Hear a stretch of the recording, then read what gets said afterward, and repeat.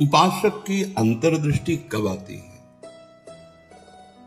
सेवा, स्वाध्याय, सुमिरन, सत्संग, फिर अंतर्दृष्टि समाधि। जो सेवा में प्रमादी है, भगवत सेवा, गुरु सेवा, समाज सेवा, वो किसी मार्ग का पथिक नहीं है, किसी मार्ग का पथिक नहीं। बड़े बड़े महापुरुष जो ब्रह्मबोध हो गए या भगवत तत्व में स्थित हो गए, उनको भी इस भगवत स्वरूप समाज की सेवा करनी ही पड़ी। शरीर में जब तक हमारे बल है, तब तक हमें समाज स्वरूप, भगवत स्वरूप, गुरु स्वरूप, वो एक ही परमात्मा बैठा है, हमें सेवा में तत्पर रहना है। क्योंकि शरीर से बहुत जन्मों में अशुभ कर्म हुए हैं, उनका क्षय सेवा से होता है। प्रगट शरीर से जब हम सेवा करते हैं, इसका प्रभाव मन पर पड़ता है। जो हम क्रियाएं करते हैं, उनका प्रभाव मन पर पड़ता है। यदि अशुभ क्रियाएं हैं तो मन गंदा संकल्प करने वाला मलिन होता चला जाएगा। शुभ क्रियाएं हैं थोड़ा पवित्र होता जाए। लेकिन आपकी शुभ अशुभ दोनों से परे क्रियाएं भगवत स्वरूप, तो आपका मन भगवत स्वरूप हो जाएगा। तब अंतर्दृष्टि खुलती है, एक एक इंद्रिय परम पावन हो जाती है। ये 7 बातें पूज्य श्री राधा बाबा आदेश कर रहे हैं अंतर्दृष्टि खोलने के लिए। साधक प्राणों की बाजी लगा करके भी इनका कभी उल्लंघन न करे तो 4 अनर्थों का अपने आप नाश हो जाता है। आगे वर्णन आएगा। प्रेम ही अंतर्दृष्टि है। प्रेम नेत्र, हरिवंश नेत्र, हिय के नयन निहार, अंतर्दृष्टि, ये एक ही शब्द के बहुत से पर्यायवाची हैं। प्रेम नेत्र कह रहे, प्रेम न बाड़ी नीपजे, प्रेम न हाट बिकाए, राजा परजा जेहि रुचे, शीस दे ले जाए। समझो, प्रेम ये बाजारू वस्तु नहीं कि खरीद लोगे पैसा देके। प्रेम ये ऐसा नहीं कि खेती बाड़ी है, आप मेहनत करके इसे उपजा लोगे। नहीं, बोले चाहे राजा हो या प्रजा हो, जिसे भी प्रेम चाहिए, शीस दे ले जाए। नारायण अति कठिन है, हरि मिलन की बाट, या में पग पीछे धरे, प्रथम शीस दे काट। प्रथम शीस दे काट, शीस दे ले जाए। इसका क्या भाव होता है? अहम का समर्पण, बिका हुआ मैं हूं, मेरी कोई इच्छा नहीं, मेरी कोई चाह नहीं, अब जो ही कहें करें हम सोइए, जैसा वो करते जोई जोई प्यारो करे, सोई मुझे भावे। बात हो गई। प्रेम नेत्र खुलने का अधिकारी हो गया। ये अहम ही तो नचा रहा है। ये कभी वैराग्य में बैठा लेगा, कभी तपस्या में, कभी भोगों में, कभी प्रमाद में। इसके अनुसार थोड़ी भूमिकाएं बनती हैं भक्ति की या ज्ञान की। आचार्यवाणी, गुरुवाणी, उनकी आज्ञा अनुसार चलने पर हृदय में भूमिकाएं जागृत होती रहती है।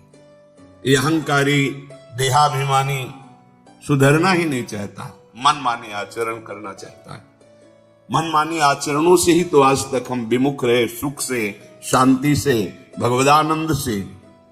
दुख और शांति, क्लेश और बंधन, बार बार यही मन और बुद्धि तो दे रहे हैं। बिल्कुल सत्य बात कह रहा हूं, इसे केवल सुनना ही मत समझ लेना। पूज्य राधा बाबा के वचन। ये 7 आए बिना तुम चाहे प्रेम के प्रवचन कर लो, चाहे सुन लो, प्रेम तुम्हारे हृदय में जागृत नहीं होगा, अंतर्दृष्टि नहीं खुलेगी। श्रीपाद कह रहे अंतर्दृष्टि पश्य वृंदावनस्य, अंतर्दृष्टि से वृंदावन का दर्शन होता है। हमारी देखो बाहर नेत्र तो है, पर त्रिगुणात्मिका माया के हैं। स्त्री दिखाई देती, पुरुष दिखाई देता है, जड़ दिखाई देता है, चैतन्य दिखाई देता है, अच्छा दिखाई देता है, बुरा दिखाई, ये कुछ नहीं। यहां सब चिदानंद वपु, प्रियाजू की सहचरियां और दिव्य एक पत्ते की कांति के बराबर भी महामहिम वैकुंठ नहीं है। ये वृंदावन है। वृंदावन दुति पत्र की उपमा को कछु नाही, कोटि कोटि बैकुंठ हो तेसम कहे न जाए। क्यों कि एक एक पत्ते और फूल में मेरी लाडली जी का प्रतिबिंब पड़ता है। पत्र प्रसून बीज प्रतिबिंब ही नख सिख प्रिया जनावे। कहां बैकुंठ में वो सुख तो सखाओं को भी अच्छा नहीं लगा बैकुंठ का। फिर नित्य प्रिया प्रीतम के अंग सेवी सहचरी भावालम। तो वृंदावन अंतर्दृष्टि पक्ष। जब तक भगवत साक्षात्कार नहीं हो जाता तब तक बहुत सावधान। इसके बाद सावधान रहने की जरूरत ही नहीं। जैसे मन सच्चिदानंद प्रभु का स्पर्श करेगा फिर इसको विषय सेवन की स्मृति ही नहीं रह जाती। उसे उपरती अवस्था कहते हैं। एक होती त्याग अवस्था, ये साधक करता है। विषयों के प्रति आकर्षण है पर भोगूंगा नहीं क्योंकि मुझे भगवत प्राप्ति करनी। दूसरी होती वैराग्य अवस्था, भोगों का सानिध्य है, ये भी जानते हैं कि हाँ ये भोगने में मन बुद्धि कहते हैं कि सुखद है पर नहीं, राग रहित हो रहा है। और एक स्थिति आती है कि भोग सामग्री सानिध्य है, ये भोगने वाली चीज इसकी स्मृति खत्म। जैसे विष्ठा देख करके भोगने की खाने की इच्छा नहीं होगी, वमन देखकर खाने की इच्छा नहीं होगी। मलवत वमनवत विश्ववत ऐसे यहां से लेके ब्रह्मलोक तक के भोगों का उसे त्याग हो जाता है, जिसे उपरति कहते हैं। भोग सामग्री है, भोगने की इच्छा ही नहीं है, ये बोध भी नहीं रहता कि ये भोगना चाहिए क्योंकि अखंड स्मृति जागृत हो गई आराध्य देव की। पहला उपासक को शांत लक्षण धारण करना है। काम आ रहा है, क्रोध आ रहा है, कोई गाली दे रहा है, विक्षेप हो रहा है, प्रतिकूलता आ रही, अपमान, अनुकूलता आ रही, सम्मान। शांत का मतलब ना हर्ष न शोक, गंभीर, अंदर से गंभीर शांत। पहला लक्षण अंतर्दृष्टि खोलने के लिए सिद्धांत में भी वर्णन। शांति रव्यर्थ कालत्वम विरक्तिर्मान शून्यता। शांति, अपने प्रति कोई बार बार अपराध कर रहा है, शांत। न शरीर से दंड, न वाणी से दंड, न मन से दंड देने का संकल्प, क्योंकि सब में मेरा प्रभु विराजमान है। बिल्कुल ध्यान से बाबा ने कहा, ये बिल्कुल सत्य सत्य बात कह रहा हूं। प्राणपन से इन सातों बातों का निर्वाह करोगे तो अंतर्दृष्टि खुल जाएगी। प्रेम, यदि आप थोड़ा भी प्रमाद करेंगे तो इनको धारण नहीं कर पाएंगे। पहला ही है शांत। भाव देश में भी पहला है शांत। शांत दास शक्य वात्सल्य कांता सहचरी। शांत हमारे भगवान का स्वरूप है, शांताकारम, शांत। समझो, वाणी शांत, मन निसंकल्प, कोई चाह नहीं, स्थिति यहां पहुंचनी है। शांत का स्वरूप ये, न सोचते न कांक्षते, समः सर्वेषु भूतेषु मद भक्तिम लभते पराम। मेरी भक्ति का परम लाभ, परा भक्ति का स्वरूप ये। कोई चाह नहीं, कोई चिंता नहीं, कोई भय नहीं, कोई शोक नहीं। ब्रह्मभूता प्रसन्नात्मा, हर समय अखंड प्रसन्नता। देखो भक्त कैसा शांत होता है। परीक्षित जी महाराज गर्भ से ही भगवान के परम प्रिय भक्त हैं। भगवान ने गर्भ में ही रक्षा की। जब ये उत्तरा जी के गर्भ में थे, अश्वस्थामा ने ब्रह्मास्त्र संधान किया। कितनी बुद्धि बिगड़ गई थी। गर्भस्थ शिशु की हत्या सबसे बड़ा पाप होता है। भ्रूण हत्या, गर्भ हत्या, ये बहुत बड़े पापों में आता है। इतना बड़ा विद्वान क्रोध के वशीभूत होकर ब्रह्मास्त्र का संधान कि पांडवों का वंश ही विनाश कर देंगे। उत्तरा ने किसी अन्य का आश्रय नहीं लिया। जैसे द्रौपदी जी से चूक हुई, पतियों का आश्रय, सभा में बैठे हुए महापुरुषों का आश्रय, भुजाओं का आश्रय, दांत का, उत्तरा ने नहीं। जे ही देखा कि जाजुल्यमान ब्रह्मास्त्र गर्भ नष्ट करने के लिए आ रहा है, हाथ उठाया और तुरंत भगवान का हे करुणा निधान गोविंद। पूरा शब्द नहीं हुआ, भगवान गर्भ में ही प्रकाशित हो गए, आसपास गर्भ की रक्षा कर रहे हैं। परीक्षित जी गर्भ से ही भगवान के भक्त हैं। अधर्म का धन कोई भी हो बुद्धि भ्रष्ट कर देता है, बहुत इससे बचा जाता है। आप इससे समझिए अधर्म के धर्म का कितना प्रभाव होता है। जबरदस्ती बलात् राजाओं को जीत करके वैभव छीनना, यह स्वभाव था जरासंध का। संतों के मुख से सुना कि जब भीम के द्वारा भगवान ने जरासंध का वध कराया, सहदेव का तिलक किया, पर उसका वो मुकुट जिसमें बहुत से राजाओं की जीती हुई रत्न मणियां हीरे आदि थे, वो मिला के सबसे 20,000 तो कैद किए था। जैसे पशुओं की बलि देना हो, ऐसे वो बलि देने के लिए 20,000 राजाओं को। वही मुकुट एक दिन परीक्षित जी अपने मस्तक पर धारण किए। धारण करते ही शिकार खेलने का मन, चल पड़े शिकार। इतनी प्यास असह्य हो गई कि ऋषि आश्रम में गए। वो समाधिस्थ थे, अपने स्वरूप में स्थित थे। कोई है आश्रम में, मुझे बहुत प्यास लगी है। वहां तो समस्त इंद्रियां, मन, बुद्धि सब चेष्टा रहित है, भगवत स्वरूप में एकदम डूबे हुए, बाहर से शांत, कोई चेष्टाएं न सुना रही न दिखा रही, कोई इंद्रिय काम नहीं करेगी, क्योंकि सौम्य अवस्था को प्राप्त समाधिस्थ महापुरुष। पता नहीं कैसे ऐसी बुद्धि बदल गई इतने बड़े महाभागवत की। उपेक्षा करके बाहर निकले, देखा एक मरा हुआ सर्प पड़ा था, ऐसे धनुष की नोक से उठाया और ऋषि के गले में डाल दिया। महत अपराध है। साधु का उपहास या इस तरह की चेष्टाएं, उनको इसका भी पता नहीं चला, तो शांत अपने स्वरूप में स्थित है। कुछ ब्रह्म ऋषि कुमार देखे कि राजा परीक्षित अंदर गए थे, बाहर गए तो कोई बात ही क्या, वहां गए तो देखा समाधिस्थ थे, उनके गले में मरा हुआ सर्प। तो ऋषि कुमार दौड़ते हुए श्रृंगी ऋषि जहां स्नान कर रहे थे वहां गए और कहा, राजा परीक्षित ने बड़ा उपहास किया, आपके पिताश्री का एक मरा हुआ सर्प गले में डाल दिया। इतनी बड़ी सामर्थ्य कैसे कि समाधिस्थ मेरे पिता का अपमान। तो क्या उन्होंने समझ लिया कि राजाओं के पास ही बल होता है, ब्रह्म ऋषियों के पास बल नहीं होता? नौ किशोर अवस्था है श्रृंगी ऋषि की, उसी जल से आचमन किया और कहा, आज मैं दिखाता हूं कि ब्रह्म ऋषियों का बल क्या होता है।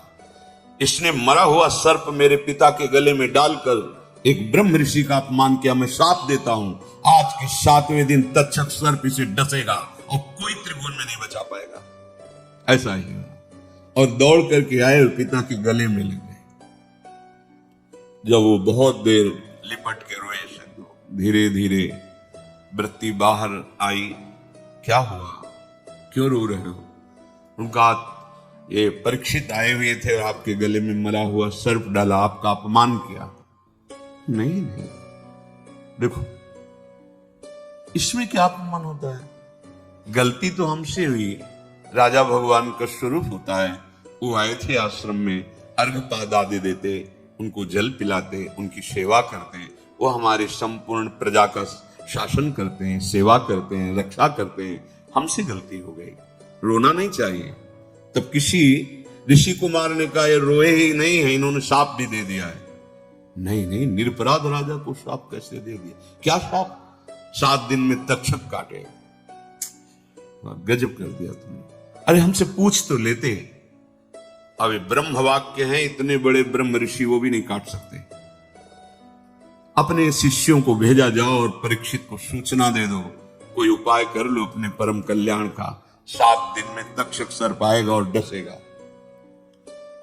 यही जाके वहां परीक्षित ने मुकुट उतार के रख, ये क्या मेरे से, ये क्या हो गया? मुझे दंड मिलना चाहिए। बहुत पश्चाताप करें, ऐसा उपहास कैसे कर दिया, ऐसा अपराध कैसे कर दिया। इतने में वो शिष्य पहुंचे और कहा, महाराज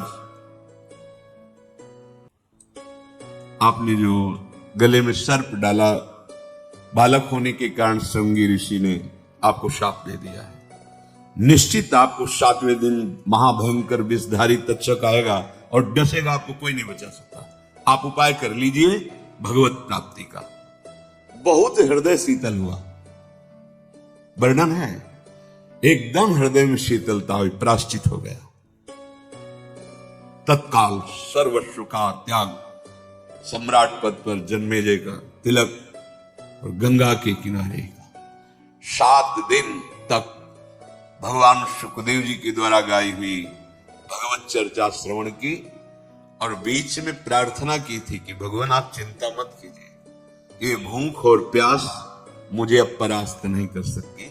जिस प्यास से पीड़ित होकर के हमने गले में सर्प डाला था, आज उसी प्यास को मैं पराजित कर रहा हूं आपके श्रीमुख से सुने हुए भगवत वचन। विचार करो, इतने बड़ा श्राप सुनने के बाद उनके हृदय में कोई शोक नहीं, शांत हृदय, 7 दिन कुछ खा पी नहीं, शांत हृदय। भक्त का हृदय शांत होता है। उनके गले में सर्प डाला हुआ शांत नहीं हुए, कोई बात नहीं। अगर हम भगवत दर्शन करना चाहते हैं, महासुख में निमग्न होना चाहते हैं, दुख मिटाना चाहते हैं, तो शांत होना स्वभाव में लाए।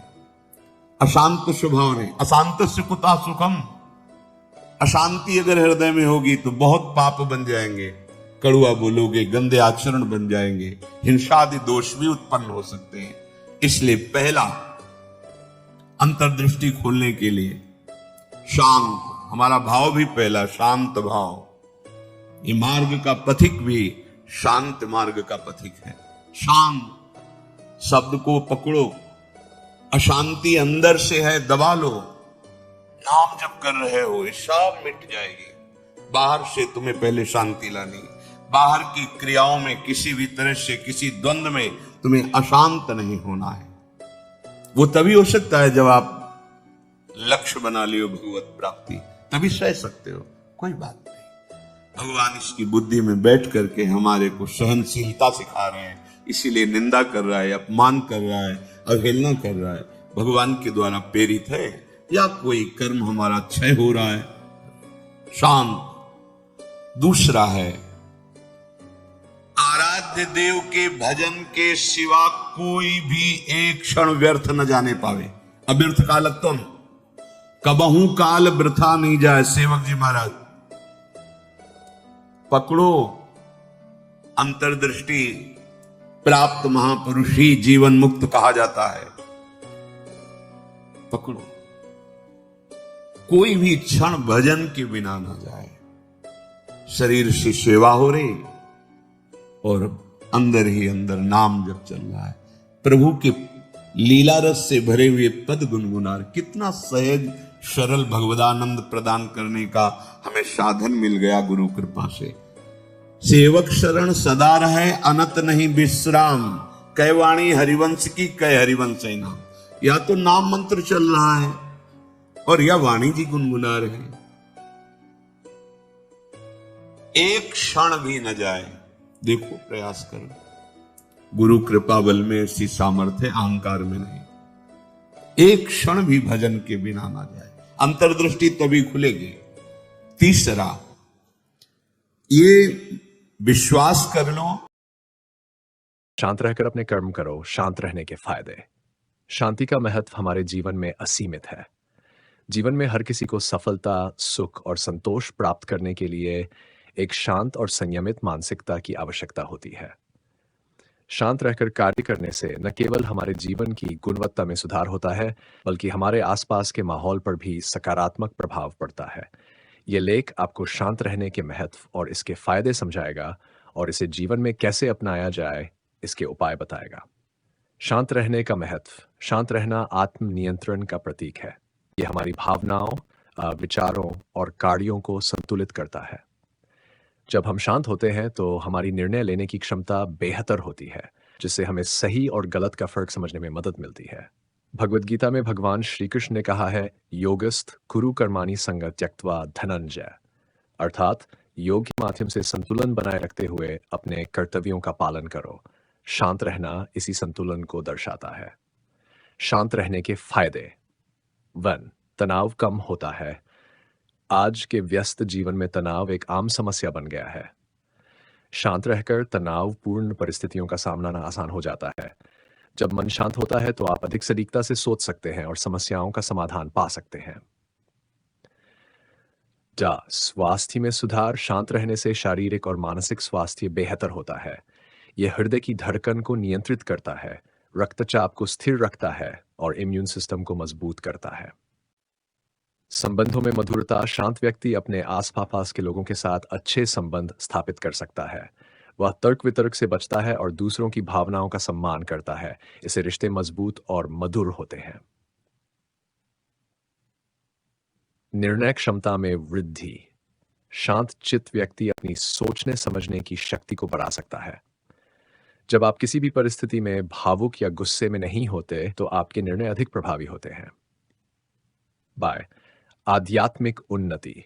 शांति का अभ्यास आपको आध्यात्मिक रूप से उन्नत करता है। जब मन शांत होता है तो आप ध्यान, प्रार्थना और साधना में अधिक गहराई से जुड़ सकते हैं। 6. सफलता प्राप्त करना आसान। शांत रहकर कार्य करने से आप अपने कार्यों पर अधिक ध्यान केंद्रित कर सकते हैं। इससे कार्यक्षमता बढ़ती है और सफलता जल्दी मिलती है। शांत कैसे रहें? 1. ध्यान का अभ्यास करें। ध्यान मन को स्थिर और शांत रखने का एक प्रभावी तरीका है। प्रतिदिन 10 से 15 मिनट ध्यान करें। यह आपकी मानसिक ऊर्जा को बढ़ाता है और विचारों को सकारात्मक बनाता है। गहरी सांस लें। जब भी आप किसी तनावपूर्ण स्थिति में हो तो गहरी सांस लें। यह आपके मन को तुरंत शांत करता है। सकारात्मक सोच अपनाएं। नकारात्मक विचारों को छोड़कर सकारात्मक सोच को अपनाएं। सकारात्मक सोच मन को स्थिर और शांत बनाए रखने में मदद करती है। स्वास्थ्य पर ध्यान दें। शारीरिक स्वास्थ्य मानसिक शांति के लिए बहुत महत्वपूर्ण है। नियमित व्यायाम, सही आहार और पर्याप्त नींद लें। स्वयं को समय दें। दिन भर के कार्यों के बाद अपने लिए समय निकालें। यह समय आप अपने शौक, किताबें पढ़ने या प्रकृति के साथ बिताने में लगा सकते हैं। धैर्य विकसित करें। धैर्य एक महान गुण है। हर स्थिति में तुरंत प्रतिक्रिया देने से बचें। पहले सोचें, फिर बोलें या कार्य करें, या फिर गुस्से पर नियंत्रण करें। गुस्सा शांति का सबसे बड़ा शत्रु है। गुस्सा करने से पहले खुद से पूछें कि क्या यह समस्या वास्तव में गुस्सा करने लायक है। यह अभ्यास आपके गुस्से को कम करेगा। समय प्रबंधन करें। अव्यवस्थित दिनचर्या तनाव का कारण बन सकती है। समय का सही प्रबंधन करें ताकि आप तनाव मुक्त और शांत रह सकें। निष्कर्ष, शांत रहना केवल एक गुण नहीं है, यह जीवन जीने का एक तरीका है। यह न केवल हमें मानसिक और शारीरिक रूप से स्वस्थ बनाता है बल्कि हमें जीवन में सफलता और संतोष का अनुभव भी कराता है। यदि आप अपने जीवन में शांति और संतुलन लाना चाहते हैं तो ऊपर दिए गए उपायों को अपनाएं। याद रखें, शांत मन ही समस्याओं को सुलझाने और जीवन को बेहतर बनाने का मार्ग है। इसलिए शांत रहकर अपने कर्म करें और एक सुखद, सफल और संतुलित जीवन का आनंद लें।